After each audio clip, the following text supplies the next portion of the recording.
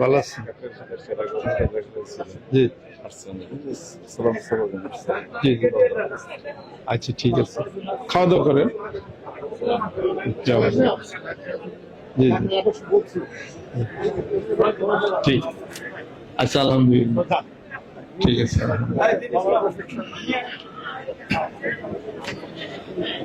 লান তানালুল বিররা হাত্তা তুনফিকু মিম্মা তুহিব্বুন, সাদাকাল্লাহুল আযীম।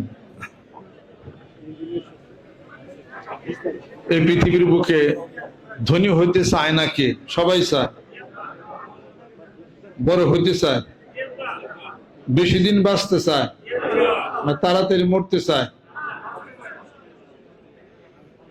কিন্তু মানুষ বেশি দিন বাঁচবে কেমনে এই চেষ্টা তো করেই না। মনে আশা করে কিন্তু চেষ্টা নাই। যা করে তাড়াতাড়ি মরার কাজগুলি করে। বেশি দিন বাঁচবেন না যদি কাইজা ঝগড়া করেন। কাইজা ঝগড়া করলে বেশি দিন বাঁচবেন না। আর যদি সহ্য করে যান তা আল্লাহর রহমত বরকত হবে। ওয়ালা তাস্তাবিল হাসানাতু ওয়ালা সাইয়্যাতু ইদফা বিল্লাতি হিয়া আহসান ফাইজাল্লাযী বাইনাকা ওয়া বাইনাহু আদাওয়াতুন কাআন্নাহু ওয়ালিয়ুন হামীম। সুবহানাল্লাহ। অসৎ ব্যবহারের উত্তর সৎ ব্যবহার দ্বারা দাও, শত্রুতা বন্ধ হয়ে পরম বন্ধুতে পরিণত হবে। আলহামদুলিল্লাহ। ইসলামের স্তম্ভ 5টা: কালেমা, নামাজ, রোজা, হজ, যাকাত। এটার মধ্যে কি দানের কথা আছে? এটার মধ্যে কি পর্দার কথা আছে? এটার মধ্যে কি টুপির কথা আছে? দাড়ির কথা আছে? মেসাকের কথা আছে? জুব্বার কথা আছে? মূল জিনিস, মূল প্রতিপাদ্য বিষয় আল্লাহ নবী সাল্লাল্লাহু আলাইহি ওয়াসাল্লাম বলেছেন। ইয়া ছাড়াও আর যা আছে সব স্ক্রু বল্টু। গড়ের খুঁটি ঠিক হোক, পরে টিনে স্ক্রু বল্টু লাগান যাবে। গড়ের খুঁটি লাগাইলেন, টিন নাই, স্ক্রু বল্টু সব লাগাইও কোনো লাভ হবে না। আগে খুঁটি ঠিক করেন। এই প্রথম খুঁটি হলো কালেমা, লা ইলাহা ইল্লাল্লাহ। মান ক্বালা লা ইলাহা ইল্লাল্লাহ ফাদাখালাল জান্নাতা। যে ব্যক্তি ঈমান ইহতিসাবের সাথে, সওয়াবের আশায়, পূর্ণ ইখলাসের সাথে যে ব্যক্তি লা ইলাহা ইল্লাল্লাহ পড়লো, সেই ব্যক্তি জান্নাতে যাবে। যদি গুনাহ করে, গুনাহ পরিমাণ শাস্তি হবে, নেকের পাল্লা ওজন হবে। নেকের পাল্লা ভারী হলে জান্নাতে যাবে সরাসরি। আর কিছু গুনার পাল্লা যদি নিচা হয়ে যায়, কিন্তু লা ইলাহা ইল্লাল্লাহ পড়ছে, আবার গুনার পাল্লা ওজন হয়ে গেছে, তাহলে গুনাহ অনুযায়ী কিছু শাস্তি ভোগ করবে, তবে সে জান্নাতে যাবে। সুবহানাল্লাহ। কালেমা, কালেমা যদি কেউ তেলাওয়াত করে তাহলে সে সওয়াব পায়। এক একটা অক্ষরে নূর আছে, লাইট আছে। এক একটা অক্ষরে উচ্চারণে একটা করে সওয়াব পাবে। একটা সওয়াব 10টা নেকির সমান পরিমাণ। লা ইলাহা ইল্লাল্লাহ লিখতে যতগুলো অক্ষর আছে ততগুলি 10 সওয়াব করে পাবেন। কিন্তু লা ইলাহা ইল্লাল্লাহ এটা যদি গাওর ফিকিরের সাথে, তাফাক্কুর, তাদাব্বুরের সাথে যদি আপনি এটা খেয়াল করে যদি করেন, ইবাদতের জাহিরি একদিক, আর ইবাদত খেয়াল করে ইবাদত করা হলো আলাদা আরেক দিক।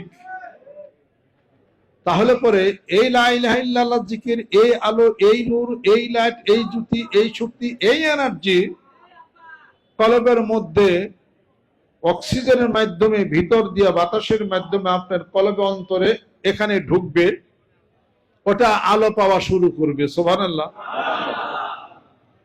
নামাজ আদায় করি জাহিরি, নামাজ কবুল হওয়া না হওয়া নির্ভর করে আপনার অন্তরের কলবের পরিশুদ্ধতার উপরে।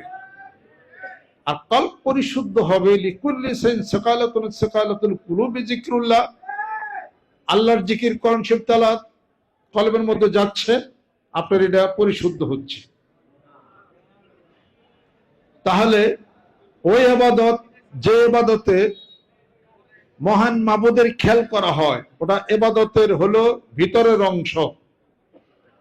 নামাজে উঠলেন, বসলেন, জাহিরি নামাজ শরীয়ত হলো, ভিতরে নামাজ কবুল হলো কিনা, এই জন্য আপনার একটা দরকার ছিল, আনতা আবুদাল্লাহ কাআন্নাকা তারাহু ফাইন লাম তাকুন তারাহু ফাইন্নাহু ইয়ারাক।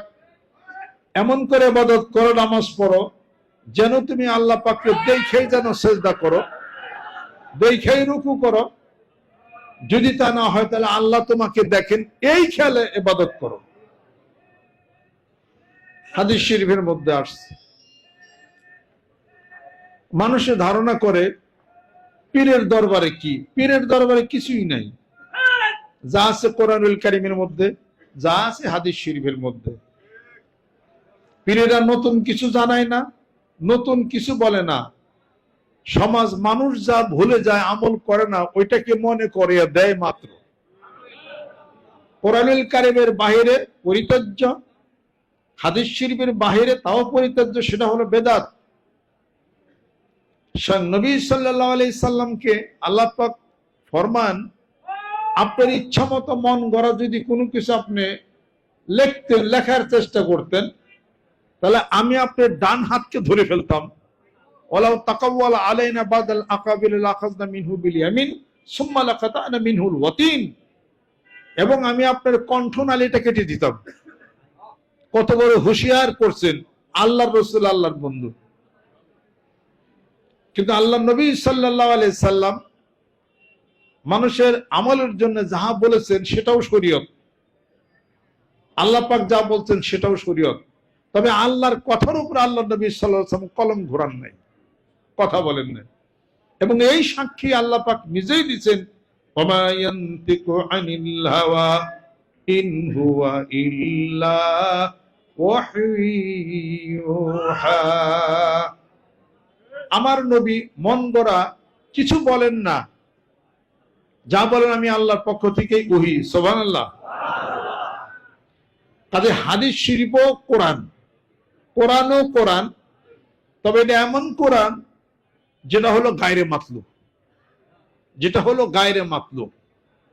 ওহী, আল ওহী হুয়া কালামুল্লাহ আল মুনাজ্জাল আলা আম্বিয়াইহি, এটা হলো গায়রে মাতলুব। কোরআনুল কারীম হলো ওহী মাতলুব, আর এটা হলো ওহী গায়রে মাতলুব। আজকে যে কথাটা, যে ব্যাপারটা নিয়ে আমরা বসছি, আজকে অনেক পরিশ্রম হয়েছে, তাই না? 9টা থেকে আমাদের মাহফিল শুরু হয়েছে। এমনটি হয় না সাধারণত। খতমে বুখারী অনুষ্ঠানকে নিয়ে আমাদের অনেক প্রোগ্রাম ছিল, এখনো আমাদের চলছে। খিদা লাগছে কোন কোন ব্যক্তির? আল্লাহু আকবার। লাগছে ঠিকই কইবেন না। তবে মুমিনরা অল্প খাইলেই পেট ভরে যায়। কারণ কি? আল্লাহর জিকির, কোরআন শরীফ তেলাওয়াত, বিসমিল্লাহির রহমানির রহিম পড়ে তো, এই জন্য মানবিক কিছু ক্ষুধা লাগে, এত বেশি তারা খাইতে পারে না। আল মুমিনু ইয়াকুলু মিন মিয়াইন ওয়াহিদিন ওয়াল কাফির ইয়াকুলু মিন সাবাতি আমাইন। কাফেররা 7 নারীতে খায়, বেশি বেশি খায়। মুমিনরা 1 নারীতে খায়, মানে অল্প আহার করে। বদরের যুদ্ধে আবু সুফিয়ান বলতেছিল দলনেতা, কই তোমাকে কি হয়েছে? শুনলাম মুসলমানরা তাদের 3 উট হয়ে গেছে, আর তোমরা এই পর্যন্ত 9 উট খাইয়া ফেলাইছো। বিপ্লব কোন সময় আরম্ভ করবেন? সব মানুষ একসাথে যদি বসে তো মারামারি বাঁচবো না। আচ্ছা শুনেন, প্লেট কতটি আছে? আমি তো কইছিলাম এনে দেওয়ার জন্য, তো ওখানে খাবার টেবিল করছেন কয়জন ই করো? 1200 আছে প্লেট। ওখানে যে কজন বসা যায়, বাদ বাকি প্লেট এনে দিয়ে দেন, তাহলে এনে এদিক দিয়ে লাইন ধরে বসে যাবেন।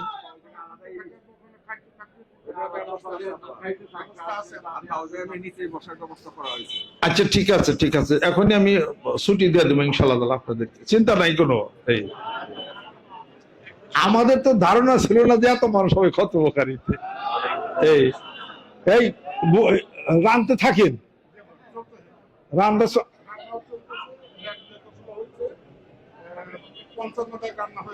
55 টাকা রান্না হয়েছে না? আল্লাহ জানি বরকত দেয়।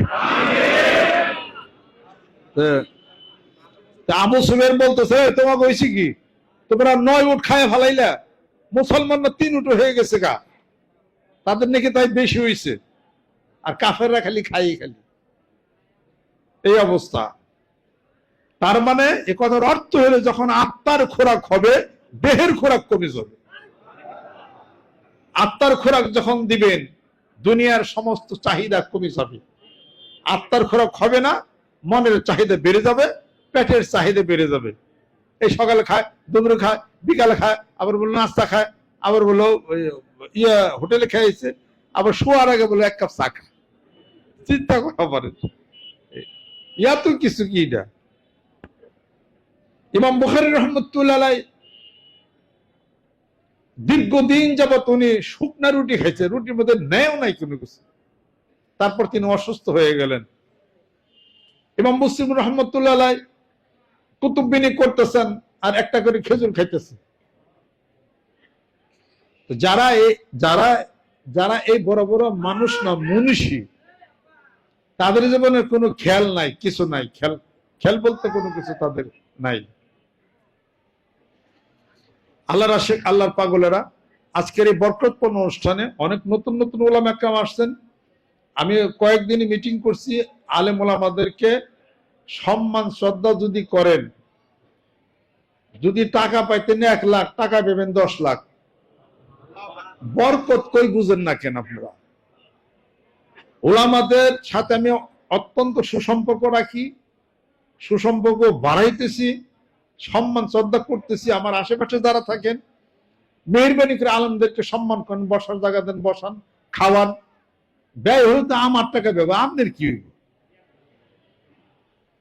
আলেমদেরকে সম্মান করেন। একজন আলেম ব্যক্তি ইন্তেকাল করলে আকাশ কাঁদে, হাত্তাল হিতানি ফি জুফিল মা, পানির মশা পর্যন্ত কাঁদে। আপনি মারা গেলে তো বিড়ালও মেমো করে না। একজন আলেম ব্যক্তি আল্লাহ পাককে সবচেয়ে বেশি ভয় করে। ইন্নামা ইয়াখশাল্লাহ মিন ইবাদিহিল উলামা, সবচেয়ে বেশি ভয় করে আলেম ব্যক্তি। বাংলাদেশে একজন মুফাসসিরে কোরআন, একজন শাইখুল হাদিস, একজন বক্তা, প্রমাণ দেখান তো দেখি যে সেন্দে কাউরে কূপ দেশে মারছে নাকি? অথচ আপনার হাতে তো চাইনিজ কুড়াল, আপনার হাতে তো রিভলভার। একজন হুজুরের হাতে কি তাই আছে? একজন পীর সাহেবের হাতে কি তাই আছে? একজন মুফাসসির কোরআন, তার হাতে কি তাই আছে? তাদের সাথে কেউ নাই। তাদের সাথে একটা অস্ত্র আছে, তাদের ঈমানের অস্ত্র আছে, আর তাদের জমিনদার হলো ওয়াকানা হাক্কান আলাইনা নাসরুল মুমিনিন। আল্লাহ পাক বলেন, তাদেরকে আবার মুমিন বান্দাদেরকে সাহায্য করব আমার কুদরতের উপরে ওয়াজিব হয়ে যায়। মান আদালি ওয়ালিয়ান ফাকাদ আযানতুহু বিল হারব। আল্লাহ তাদের সাহায্যকারী আছে। তারা পরে গভীর রাজনীতি উঠে চোখের পানি ফেলে দিয়া হাসবুনাল্লাহু নিমাল ওয়াকিল, নিমাল মাওলা ও নিমান নাসির। সুবহানাল্লাহ। সঙ্গে সঙ্গে আল্লাহ পাকের পক্ষ থেকে আল্লাহ পাক সৈন্য প্রস্তুত করে দেন। যে সৈন্যের নাম হলো ফেরেশতা। কত কাজ আল্লাহ পাক বান্দার পক্ষ থেকে সব রেডি করে দেন। সুবহানাল্লাহ। অতএব যারে খুন করতে চান, পারবেন না, আপনি কোনো মানুষ দ্বারা খুন হয়ে যাবে, এরকম আমার জানা বহু প্রমাণ রয়ে গেছে। মানিকগঞ্জ দরবারে একজন মুরিদ, সে খুব বিপদগ্রস্ত ছিল, তার চান্দা চাইছে একজনে, পরে দেয় নাই, লা হাওলা ওয়ালা কুওয়াতা ইল্লা বিল্লাহ আমল করছে বেশি বেশি করে। তাকে 2 বন্ধুর মধ্যে তর্ক বিতর্ক হইয়া আরেক বন্ধুর গুলিতে সে মারা গেছে। চান্দা নাও, চাঁদাবাজি করে টাকা পয়সা কামাইলে, বাড়ি গাড়ি করলে ওগুলো থাকে না, মনে রেখে দিই। রাজনীতি করে টাকা কামাইলে সে টাকা কোনোদিন থাকবে না। অসৎ পন্থায় টাকা উপার্জন করলে কোনোদিন থাকবে না, ভোগ করারও ভাগ্য হবে না। আর যে সততা নিয়ে যে 10 টাকাও কামাই করছে, তার ওটার মধ্যে ইস্তেকামাত আছে। সুবহানাল্লাহ। আজকে কোরআনের কথা, হাদিস শরীফের কথা নিয়ে আমরা বসছি। কোরআনকে ভালোবাসেন, হাদিস শরীফকে ভালোবাসেন। যেই বক্তা কোরআনের কথা বলে, হাদিস শরীফ কথা বলে, তার কাছে যে বসে তারে 100 টাকা আপনি মুসাফা দেন, 500 টাকা হাতে দেন। আপনার এই টাকাটা নিয়ে সে কি মদ গাঞ্জা খাবে? সে তো পর্দা বসে থাকে, তার স্ত্রীকে পর্দায় রাখে, তার ছেলে পেলে মাদ্রাসায় মানুষ সে করতেছে। আপনার টাকাটা হক হালালে লাগলো আপনার। আর যতই টাকা আপনি হিসাব করে রাখতে চান, ব্যবসা করবেন, বাণিজ্য করবেন, আরে ব্যাংকে থুয়ে দিয়েছি 20 লাখ টাকা, কদিন পরে মরে যাবো, তোমার 20 লাখ টাকা 12 ভূতে ভাগ করে খাবে, তা বুঝো তুমি? জীবনে ভোগ করার মতো তোমার কোনো স্কোপে তোমার হবে না। কাজে আমি একদিন বক্তব্য বলছি, মানিকাদার মুরিদ যারা, আপনি আমার মুরিদ হওয়ার অর্থ কি বলেন তো? আপনার মুরিদ হওয়ার অর্থ, আমি যে লেনদেন করি যেমনি আপনি সেমনি শিখবেন, যদি আমাকে ভালোবাসেন। আমার ব্যাংকে কোনো ফিক্সড ডিপোজিট নাই। মানিকাদার ব্যাংক আলাদা অনেক বসে রয়েছে, শাহজালাল ব্যাংক, আল-রাহমান ব্যাংক, ইসলাম ব্যাংক, এত বিরাট বিশ্বস্ত হলো কত 100 কোটি টাকা মনে হয় হিসাবে পাইছে। ওনারা ব্যাংকে 1 টাকাও আমার জমা হয় নাই। আমার জমা দেবো কি? এই আসি আমার এই যায়, কত পাওনাদাররা পায়, ওগুলোই তো দিয়ে সারা পারতেছি না। 5 টাকা 10 টাকা নোট গুনতে গুনতে জায়গা কয়েকদিন। এই তাহলে জমিয়ালার টাকা পায়, তাদেরকে টাকা দেয়, কেউ 2 লাখ, কেউ 5 লাখ, 3 লাখ, এমনি করতে করতে আমার দেওয়া, আমি ব্যাংকে জমা দেবো কোন সময়? আমার সেই জমার সময় আছে যে সময় আমি ফিক্সড ডিপোজিট করে রাখলাম 1 কোটি টাকা, এতই টাকা আমার। মানুষের ধারণা করে, এটা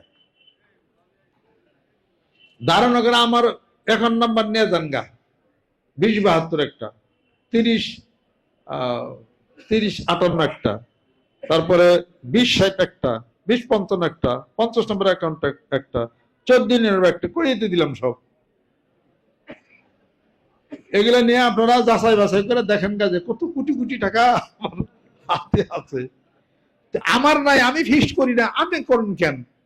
আপনি ভবিষ্যতের এত চিন্তা কি? আল্লাহর কাছে বিমাশিয়াতিল্লাহ, আল্লাহর ইচ্ছার উপরে সবকিছু ছেড়ে দেন।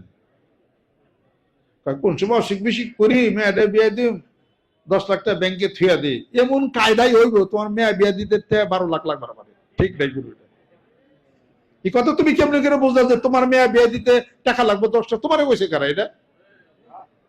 তুমি আল্লাহর জন্য হয়ে যাও, আল্লাহ তোমার জন্য হয়ে গেলে এমন ছেলের সাথে তোমার মেয়ে বিয়ে হবো যে সে তোমার মেয়ের তোমার টাকা দিয়া, অলংকার দিয়া, সাজায় সুজে এই বলে মেয়ে লই যাবে, তার টেহাই লাগবে। সুবহানাল্লাহ। তুমি কেমন করে জানলা তুমি অসুখ বিসুখ হবে, তোমার ব্যাংকের টাকা হওয়ার দরকার? এত ঝোলা জাতির এত চিন্তা খেয়ে দেয়, ঝোলা জাতি এটা ওটা হ্যান তেন। আবার কি আর বললো, কি কয়, কি জানি কয়, প্রাইস বন না কি, ওখানে কতটি কিনা থা, অমুকটা কিনা থা, এই সমস্ত ঝোলা জাতি হ্যানতানি গুলা সব বন্ধ করতে হবে। এগুলা আল্লাহর উপর তাওয়াক্কুল করেন, আল্লাহর উপর তাওয়াক্কুল, আল্লাহকে ভালোবাসেন। আপনার রিজিকের মালিক মহান মাবুদ সুবহানাল্লাহ, সে আল্লাহ সবকিছু করে দেবে।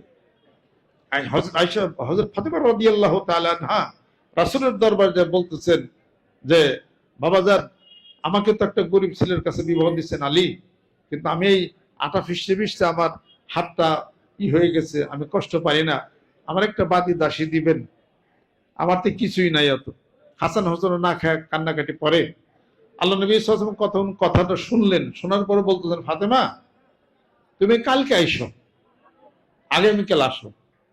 তো ফাতেমা খুব খুশি হইলেন। হয়তো আলী বাড়িতে আসছেন, জিজ্ঞাসা করছেন আজকে এত খুশি কেন? বাপজানের কাছে গেছিলাম, এই দাবি দাওয়া জানাইছি, আমাকে কাল সকালে যাইতে বলছে, আশা করা যায় আমাকে কিছু ধন সম্পত্তি কিছু দিবে, আর একটা বাদী দাসী আমাকে দিবেন। হয়তো আলী রাদিয়াল্লাহু তাআলা খুশি। তো সকালবেলা যে হাজির, যে দুজাহানের বাদশা, যার কথায় পাহাড় স্মরণ হয়ে যায়, আজকে তারই কন্যায় এত কষ্ট করে চলে, খুশি। আল্লাহ নবী সাল্লাল্লাহু আলাইহি ওয়াসাল্লাম বলছেন যে, ফাতেমা আসছো? কাল বলছিলেন, নিবেদন করছিলাম। আল্লাহ নবী সাল্লাল্লাহু আলাইহি ওয়াসাল্লাম বললেন, ফাতেমা এই খেজুরের বাগান সম্পত্তিটা তোমাকে যদি দিয়ে দিই, তুমি কি খুশি? আমি খুশি। একটা বাদী দিয়ে দিলাম, তুমি কি খুশি? অমুকটা দিয়ে দিলাম, তুমি কি খুশি? প্রায় তো কথাই নাই, আমি তো অনেক খুশি হয়ে গেলাম। এটা ফাতেমা শুনো, আজরাইল কবে আসবে তুমি কি জানো? তা তো জানি না। এই মুহূর্তে আজরাইল যদি আসে, তোমার যদি মৃত্যু হয়, তোমার এই সমস্ত সম্পত্তি যা দিতে চাইলাম সব হিসাব তোমার হবে। তোমার হাতে আমি একটা জ্বলন্ত অঙ্গার রাখি, তুমি এগুলোর হিসাব দাও তো পারো নাকি? ফাতেমা রাদিয়াল্লাহু তাআলা বললেন যে বাবা আমার এগুলোর হিসাব দেওয়ার সময় হবে না, তুমি এগুলোর হিসাব দেবে বাবা, আগুনে যেন তোমার হাতটা যেন না পুড়ে। ফাতেমা রাদিয়াল্লাহু তাআলা আনহা বললেন যেটা কখনোই কোনো মানুষের পক্ষে সম্ভব না। কয় শোনো, এবার তোমার বাদী নাই, দাসী নাই, খেজুরের বাগান নাই, সম্পত্তি নাই, কিছুই নাই, তোমার হাতে এক খণ্ড আগুন রাখলাম। ফাতেমা এবার বলো তো হিসাব দাও তো সম্পত্তির। কয় বাবাজান আমার তো কিছুই নাই, আমার হিসাব শেষ। এবার বুঝতে পারছো, বাড়িতে চলে যাও। মুমিন ব্যক্তি দুনিয়াতে এত সুখ না, অনেক কষ্ট। ইন্না মাআল উসরি ইউসরা, দুঃখের পরে সুখ আসবে। কাটা হিরি ক্ষান্ত কোন কমল তুলিতে, দুঃখ বিনা সুখ লাভ হয় কি মোহিতে। কান্দে কান্দে বাড়িতে গেছেন গা, তাহলে জিজ্ঞাসা করেন ফাতেমা কি খবর, আর কোনো খবর নেই, এইভাবে করে গেছেন। তাহলে পরে কি ঘটনা কি দাঁড়াইলো কি? আসেন, দুনিয়ার এই সমস্ত খেল থেকে নিজের মনটাকে আপনি যদি না উঠাইতে পারেন, তাহলে এই সমস্ত মোহের যে হিসাবপত্র, এটা কিন্তু আপনাকে আমাকে কিন্তু দিতেই হবে। আল মাল ওয়াল বানুনা জিনাতুল হায়াতিদ দুনিয়া ওয়াল বাকিয়াতুস সালিহাত। আল্লাহ পাক আমাদেরকে যেন কবুল করে নেন, রহমত করে নেন। আজকে কিছু নেওয়ার দিন। কার কাছ থেকে? আল্লাহর কাছ থেকে। মনের যা চাওয়া, যা কিছু বরকত সময় চলছে, আল্লাহ দিতেই হবে। আল্লাহ আমাদের অন্তর, আফামান সারাহ আল্লাহু সাদরাহু, আমার অন্তর, আমাদের অন্তর তুমি প্রশস্ত করে দাও। কৃপণ বানায় না, দানবীর বানায় দাও, অপরন্তরে রিজিকের ভান্ডার বানায় দাও, এবং দান যেন করতে পারি, টাকা পয়সা বাড়ায় দাও, সুখ দাও, শান্তি দাও, এবং হাত বাড়ায় দাও তোমার দিন প্রচারের জন্য। কবুল করে নাও, তোমার গোলাম হিসাবে কবুল করে নাও। সেই দোয়া কবুল হওয়ার একটা সময় হলো, চলছে। সুবহানাল্লাহ। আলেম হইতে পারি নাই, আলেমের পিতা। আলেমের পিতাও হইতে পারি নাই, কন্যা সন্তান আছে, আলেম কি হবে? কন্যা সন্তানও নাই। আপনার দেওয়া অর্থে, দেওয়া টাকায়, ভালোবাসায় মাথার উপরে বিশালে মাদ্রাসা প্রতিষ্ঠিত হয়ে ছাত্ররা যদি কোরআন শিব হাদিস শিব পরিবারে যদি এলেম অর্জন করে যদি বাইরে হয়ে যায়, তাহলে আপনারও আলেমের খাতায় নাম লেখা গেল। যেরকম সুবহানাল্লাহ। আল্লাহ পাক আমাদেরকে যেন কবুল করে নেন, রহমত বরকত আল্লাহ পাক যেন নাজিল করে দেন। আর আমার পিতার লিখিত যে বইগুলি, কিতাবগুলি আছে, এই কিতাবগুলি লেখা যায় ইনকাম সব আব্বা কি করছেন? মাদ্রাসা দান করে দিয়েছেন, সব মাদ্রাসা দান করছেন। পীর দরকারটে দলিল, জীবন রহস্য, দেহতত্ত্ব, মহাস্বপ্ন, মহাভাবনা, বিজ্ঞানের দৃষ্টিতে পর্দা, ধূমকি পাশের সর্বনাশ, এই সব কিতাবগুলি আব্বা মাদ্রাসায় দান করছেন। এই টাকা আমি নেই না, মাদ্রাসায় যায়। সুবহানাল্লাহ। যারা যারা পারেন একটা করে আপনার কিতাব দিয়ে যাবেন। আর যেহেতু বিজ্ঞানের দৃষ্টিতে পর্দা, এই কিতাবটার মধ্যে শারীরিক সুস্থতার সব ব্যাপার রয়ে গেছে। বিজ্ঞানের দৃষ্টিতে পর্দা, এটা আমার পিতার জীবনের সর্বপ্রথম এর বই কিতাবটা। নারী মেয়ে লোক কিন্তু কম নয় যার পেটে মানুষ হয়, এটা প্রথম ভূমিকা। এটা flattery is the name of women, মানে তামাল্লুকি, তো সমৎপ্রিয়তার নামই হলো মেয়ে মানুষ। যত নবী রাসূল সব মায়ের পেটে জন্মগ্রহণ করছে। মানুষ যার পেট হয় তেমনি কি সুজা মুজা মানুষ? কথা খেয়াল করছেন? সেই নারীদেরকে সম্মান, শ্রদ্ধা, আদর, স্নেহ, মায়া, মমতা, সুখ শান্তি দিয়া পর্দা বেপর্দার ব্যাপারে দেহের কি ক্ষতি, সমাজের যে অবক্ষয়, এগুলো বর্ণনা করেছেন। এবং এই বইটির মধ্যে শারীরিক সুস্থতার সবকিছু দিকগুলি নির্দেশনা দিয়েছেন। এই বই দেখে দেখে অনেকে আপনারা ওষুধপত্র বানাইছেন, যথেষ্ট উপকার হয়েছে। আর ইস্তাক আছে একটা আব্বারে বই কিতাব দেখা, বিজ্ঞানের দৃষ্টিতে পর্দার মধ্যে যা যা কিছু আছে তা দেখে একটা ওষুধ বানাইছে। আলহামদুলিল্লাহ, ওষুধটা আমি খাইতেছি। খারাপ ইস্তাক আনছে ওষুধ কো? হ্যাঁ, আদুল্লাহ এই দোকানে ওষুধ ফাইল নিয়ে আসো। কয় ফাইল? 2 ফাইল না? আবার ওই বিজ্ঞানের দৃষ্টিতে পর্দার মধ্যে যে নিয়ম আছে, ওই নিয়মে একটা ওষুধ বানাইছে। আপনার পীরের শাইখের, আমার পিতার বিজ্ঞানের দৃষ্টিতে পর্দা, ওই ফর্মুলায় 2 ফাইল ওষুধ বানানো হয়েছে শারীরিক সুস্থতার জন্য। মানসিক সুস্থতার জন্য আদিলের এই দোকানে আপনারা পাইবেন। ওষুধটার নাম হলো কি জানি,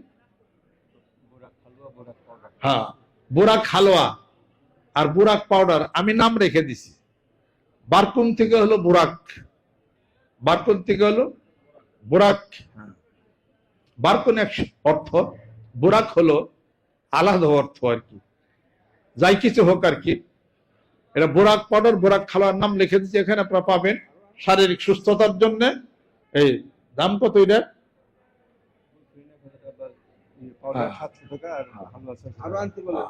দুইটা হলো 1000 টাকা না 1500 টাকা না, 700 টাকা পাউডার আর 600 টাকা হলো হালুয়া, 1300 টাকা দুইটা এক ফাইল আর কি। আবার এই কেতাবে যা আছে কইছি আমি ওইভাবে করে লিখে দিছি। আর আব্বার এই ফর্মুলা আশরাফে থানভীর রহমতুল্লাহ কাছ থেকে আরো বিভিন্ন ভাবে আমার পিতার অভিজ্ঞতা দিয়ে লিখছেন।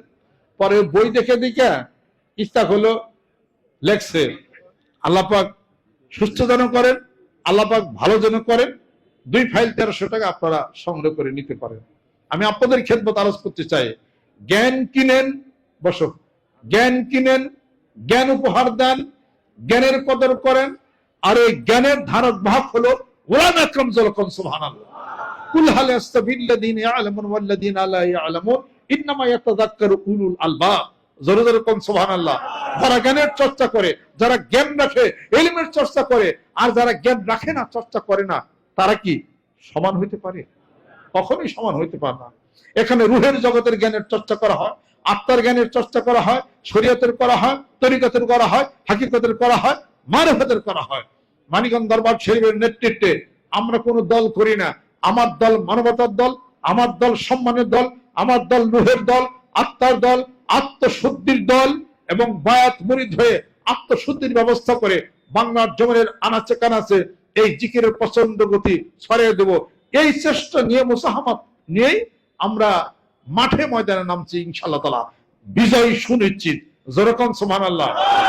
আমরা নিয়ত করছি, হে আল্লাহ সুস্থ করে দাও, হে আল্লাহ হায়াত বাড়িয়ে দাও, এমন ব্যবসা দাও অতিজারাতান লান তামুর, যার মধ্যে কোনো ক্ষতি হবে না।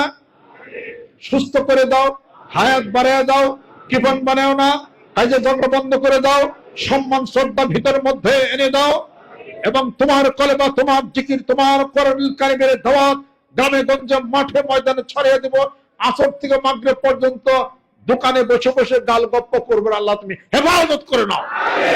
হাত তামাম। যে ব্যক্তি আসর থেকে মাগরিব পর্যন্ত গাল গপ্প করবেন, 100% শিওর তার হায়াত কমে যাবে। 100% শিওর সে অভাবে পড়ে যাবে, চিন্তায় পড়ে যাবে। চিন্তা মুক্ত থাকতে, অভাব মুক্ত থাকতে, হায়াত বাড়াইতে আসর থেকে মাগরিব পর্যন্ত কোন দুনিয়াবি কোন বাজার ঘাটে বসে গল্প গুজব করবেন না। আল্লাহর জিকির করবেন, অথবা শরীর চর্চা করবেন, অথবা কোরআন শরীফ তেলাওয়াত করবেন, অথবা ছেলেপেলের সাথে, স্ত্রীর সাথে বসে বসে গল্প করবেন, তাও সওয়াব। একজন মানুষের সাথে গল্প করলে সওয়াব, 2 জন মানুষের সাথে গল্প করলে সওয়াব আছে।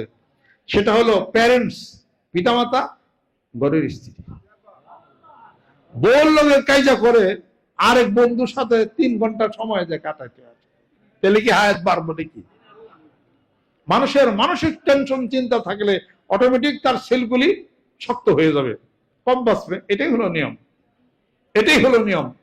35% হায়াত তার বেড়ে যাবে, রক্তের সার্কুলেশন বেড়ে যাবে যদি মানুষ দান করে। দান করলে তৃপ্তি পাওয়া যায়। মনে করেন এটা আপনার পকেটে আছে 1000 টাকা, 200 টাকা দিই, তেল ভালো হবে না, দিতে কষ্ট, দিয়ে দেন, শান্তি পাইবে। কথা ঠিক করে কর। দেওয়াটা কষ্ট, এই জন্য শয়তান তাই না ধইরা রাখে, দিতে দিতে গরিব হয়ে যাবি। দেওয়া হয়ে গেলে এটা আল্লাহর দরবার চলে গেল। আল্লাহ কোনো মানুষকে অশান্তি দিবেন না, শান্তি দিবেন, তার হায়াত বাড়াই দিবেন। সুবহানাল্লাহ। নামাজ পড়ার হুকুমটা কঠিন মনে হয়।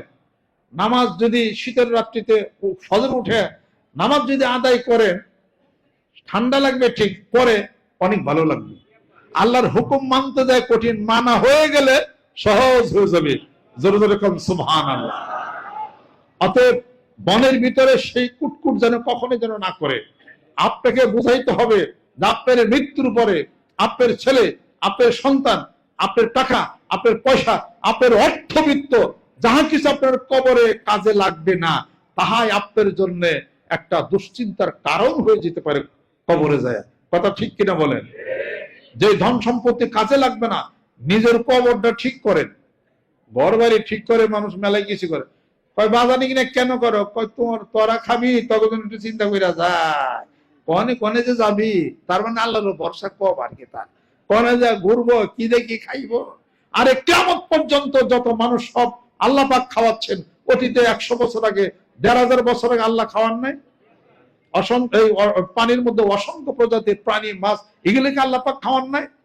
তুমি কেন চিন্তা করে ভবিষ্যতে যে আরে কি দেখি করবো, আমি না থাকলে কনে কি করে, এগুলো চিন্তা আল্লাহই করবো, তোমার তো চিন্তা কি? তুমি বাঁচার তোমার লাইন করো। কু আনফুসাকুম ওয়া আহলিকুম নার। আরে নিজে বাঁচো, নিজে বাঁচার কথা আল্লাহ পাক আগে কইছে। তুই বাঁচাকে তোর ফ্যামিলি পরিবারের বাঁচা, আগে তুমি বাঁচার চিন্তা করো আগে। যেরকম সুবহানাল্লাহ, নিজের সেই কাজ রেডি করতে হবে। মানিকগঞ্জ দরবার শরীফের নেতৃত্বে আমরা সেই বক্তব্য দেই, তার মানে আপনি ব্যাগ বেচা কিনে করেন না, আমারও দিবেন, এই ওয়াজ তো আমি করি না, আপনার মন সৃষ্টি করার ওয়াজ করি আমি। সুবহানাল্লাহ। ওয়ালা তাজাল ইয়াদাকা মাগলুলাতান ইলা উনুকিকা ওয়ালা তাবসুতহা কুল্লাল বাসতি ফাতাকুদা মালুমাম মাহসুরা। এমন ভাবে দান করো না যে নিঃস্ব হয়ে যাও, মানুষের সামনে তুমি অপ্রস্তুত হয়ে যাবে। এটা তো ইসলাম নিষেধ করেছে। তোমার শক্তি, তোমার সামর্থ্য অনুসারে তোমার দানের হাতকে বাড়াই দিতে হবে। যেরকম সুবহানাল্লাহ। তুমি কৃপণ হও না, এত উদার হয়ে না যে সবই তুমি দিয়া দে। এখন মানুষ কয় যে পথে পথে গুরুকে, আর ভাই এখানে ঘর বাইরে রাইহা লাভ নাই কোনো, যা আসলে টিন টিন খোলাই হাতে বেচা চালাইছি, বেচা সব মসজিদ অর্ধেক দিয়েছি, মাদ্রাসা অর্ধেক দিয়েছি, এলাকার গরিবের সব বিলিয়ে দিছি। তাতে কি আল্লাহ পাক কে হুকুম করছেন? এই জন্য কোরআন শরীফ তেলাওয়াত করতে হয়। 15 পারা সূরা বনী ইসরাঈল পড়েন, কোরআন তেলাওয়াত করতে হবে। কোরআনুল কারীমের মধ্যে তোমার জীবন ব্যবস্থা সবকিছু রয়ে গেছে। যেরকম সুবহানাল্লাহ। কোরআন ছাড়া একমাত্র কোন ধর্মের গ্রন্থে কোথাও কোনো পূর্ণাঙ্গ জীবন ব্যবস্থা নাই। কথা ঠিক কিনা? একমাত্র কোরআনই হলো তোমার জীবন ব্যবস্থা। মানব জীবনের গোষ্ঠীর জন্য আল্লাহ পাকের তার জীবন ব্যবস্থার পূর্ণাঙ্গ রূপ আল্লাহ পাক কোরআনুল কারীমের মধ্যে বলেছেন।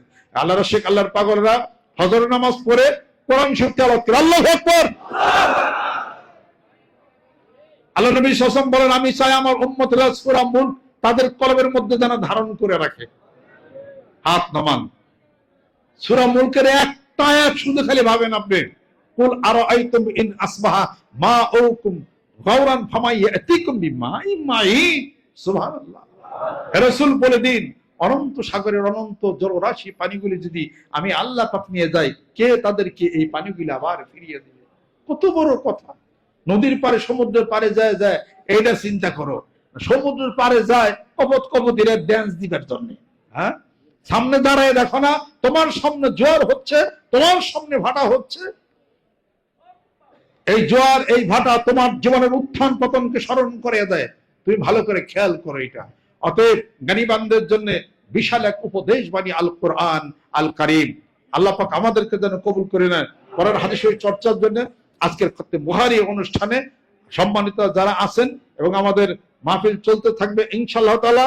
এরপরে আপনারা যারা, সময় তখন কম, আপনারা যারা এই মাদ্রাসার জন্য 1 বছরের জন্য যারা স্বীকার করছেন, আলহামদুলিল্লাহ অত্যন্ত খুশি হয়েছে। আল্লাহ 10 গুণ বাড়ায় দাও। সেই সঙ্গে বরকতের আরেকটা কাজ আমাদের আছে। মাদ্রাসা আগামী 1 বছরের জন্য আমাদের কিতাব দরকার। 1 সেট করে দাওরায়ে হাদিস শরীফের কিতাব, খতমে বুখারীতে 1 সেট কিতাব হলো 5000 টাকা। আমার পিতার নামে, মায়ের নামে, ভাইয়ের নামে যারা ইন্তেকাল করছে, আমার নামে সদকায়ে জারিয়া হবে। মানুষ ডাক দিয়ে খাওয়ালেন, খাওয়া শেষ হয়ে গেল, কি সব হলো? মৃত ইন্তেকাল করেছে পিতামাতার নামে 1 সেট করে কিতাব যদি মাদ্রাসা দেন, এই ছাত্ররা পড়বে, কিয়ামত পর্যন্ত সওয়াব হতে থাকবে। জোরে জোরে কোন সুবহানাল্লাহ। 1 সেট করে কিতাব সকলে গায়ে গায়ে ডান হাতে ধরে আল্লাহ কবুল করে নাও। পর্দার মা বোন যারা আছেন, মেয়েরা যারা আছেন, দূর থেকে হাত উঠান। আমি এখন বায়াত মুরিদ হয়ে গেলাম। আউযু বিল্লাহি মিনাশ শাইতানির রাজিম। বিসমিল্লাহির রহমানির রহিম। तौबा किया सब बुरी बातों से और सब बुरे कामों से और बैठ किया ऊपर हाथ मोहम्मद फजलुल इस्लाम सिद्दीकी खलीफा अलहाज हजरत मौलाना मोहम्मद अजहरुल इस्लाम सिद्दीकी साहिब की आई मेरे मौला इस तौबा और इस बयान कबूल फरमा अल्लाहुम्मा आमीन अल्लाहुम्मा आमीन माफ करिया देन गो मौला माफ करिया देन কবুল কইরা নাম গো মাওলা কবুল কইরা আপনি যদি মাফ না করেন বান্দার কোথাও যাইবার জায়গা না মাওলারে তোমার আশিকেরা পাগলেরা হাত তুলেছে হাতগুলিকে খালি ফিরাইয়া তুমি দিও মনের দুঃখ কষ্ট যা কিছু আছে তুমি তো অন্তর্যামী সব কিছু তুমি কবুল করে না আল্লাহ পূর্ণ হেদায়েত তুমি নসিব করে দাও আল্লাহ আমাদের পিতামাতা আত্মীয়স্বজন যারা কবরবাসী হয়ে গেছে জানি না কবরে কে কোন হালাতে শুয়ে আছে আল্লাহ ওই মা দুঃখিনী ছোট বয়সে লালন পালন করেছে পিতামাতা কত কষ্ট করেছে মাওলা তুমি হাসরের ময়দানে তাদের প্রতি রহম করে দাও আল্লাহ যারা গরিব আছে আল্লাহ আমাদের অবস্থার পরিবর্তন করে দাও ফাতমে বুখারী অনুষ্ঠানে তোমার আশিকেরা পাগলের বহু দূর থেকে একত্রিত হয়ে গেছে আলেম ওলামা তশরিফ এনায়েত করেছেন আল্লাহ তাদের বরকতের হাত উঠাইয়াছে হাতগুলিকে খালি ফিরাইয়া দিও না মেহেরবান হইয়া যাও 2 দিনের জন্য দুনিয়াতে পাঠাইয়া ঘুরাইয়া ফিরাইয়া থাকতে দিবি না ওই কবর খোরা দেখা যায় কবরে যাইতে হবে অন্ধকার কবর যেন আলোকিত হইয়া যায় যেখানে এত অন্ধকার কোনো লাইট নাই কোনো বাতি নাই কোনো কিছুই নাই কোনো খাবারের ব্যবস্থা নাই মাওলারে ওখানে একাকী থাকবো আমাদের সাথে তুমি হইয়া যাও মাওলারে তুমি যদি হিসাব নাও হিসাব দিতে পারবো না কোন হিসাব ছাড়া মাফ করে দাও আল্লাহুম্মা হাসিবনি হিসাবান ইয়াসীরা সহজ হিসাব আমাদেরকে তুমি নিয়ে নাও আল্লাহ যে সংসারের সমস্যাগুলি দূর করে দাও যেই মায়ের ঘরে কোনো সন্তানাদি নাই ফাতমে বুখারী অনুষ্ঠানে উসিলা করে একটা সন্তান দিয়ে মায়ের কুলটাকে তুমি ভরে দাও যারা ঋণগ্রস্ত হয়ে পড়লাম ঋণের দায় ভাই সহ্য করতে পারি না ঋণগুলোকে তুমি পরিশোধ করে দাও অসুস্থতার মধ্যে যারা আছে সুস্থতা এনায়েত করে দাও হায়াত বেশি বেশি বাড়ায়া দাও এত তাড়াতাড়ি দুনিয়ার থেকে বিদায় হইয়া যায় মাওলা কবরে যদি শায়িত হয়ে যায় কত জনমের মতো দুনিয়া তার ফিরা হবে না আল্লাহ আমাদের হায়াত বাড়িয়ে দাও তোমার দ্বীনের প্রচার কোরআনের প্রচার হাদিসের প্রচার যেন করতে পারি মানুষজনকে দ্বীনের রাস্তায় ডাকতে পারি আল্লাহ শান্তি করে দাও বাংলার জমিনের বুকে মারামারি কাটাকাটি হানাহানি বন্ধ তুমি করে দাও দুনিয়ার মহব্বত কলব থেকে উঠায় নাও মাওলায়ে তোমার মহব্বতের প্রেমে পাগল তুমি বানায়া দাও यार হাদিয়াটুকু খতমে বুখারীর হাদিয়াটুকু জিকিরের হাদিয়াটুকু আমার পিতামাতার রুহের উপর পৌঁছিয়া দাও এখানে মুরব্বি আরো যারা সাহিত্য আছেন তাদের রুহের উপর পৌঁছিয়া দাও আল্লাহ একজন মাসুম শিশু বাচ্চা সাহিত্য আছেন পিতামাতার উসিলা তুমি মাপের উসিলা তুমি বানায়া দাও পাড়া প্রতিবেশী মুসলমান নরনারী মানিকগঞ্জবাসীদেরকে তুমি কবুল করে নাও বাংলাদেশকে কবুল করে নাও আল্লাহ কোরআনের সাথে আমাদেরকে তুমি হাসর তুমি কইরা দাও আল্লাহ যারা অভাবে সবাব তুমি মুসন করে দাও আল্লাহ এই মাহফিলের উসিলা করে জীবনের গুনাহগুলি মাফ করে দাও মেহেরবান হয়ে যাও আলেম হতে পারি নাই আলেমের পিতা বানাইয়া দাও আল্লাহ আমাদের অপরজিত অর্থ টাকা দিয়া এখানে যারা আলেম হইতেছে আল্লাহ হাসরের ময়দানে আলেমের কাতারে নাম তুমি উঠাইয়া দাও উপকৃত আমরি ইলাল্লাহ ইন্নাল্লাহ বাসীরুম বিল ইবাদ আমার আত্মীয় দূরের কাছের আরো যিনারা আছেন সকলকে কবুল করে নাও আমাদের ছেলে সন্তানদেরকে তুমি সুস্থ করে দাও হায়াত বাড়িয়ে দাও পূর্ণ হেদায়েত তুমি নসিব করে দাও তাকাব্বাল মিন্না ইন্নাকা আনতাস সামিউল আলিম ওয়া তুব আলাইনা ইন্নাকা আনতাত তাওয়াবুর রহিম بحق كلمة طيب لا إله إلا الله محمد رسول الله صلى الله عليه وسلم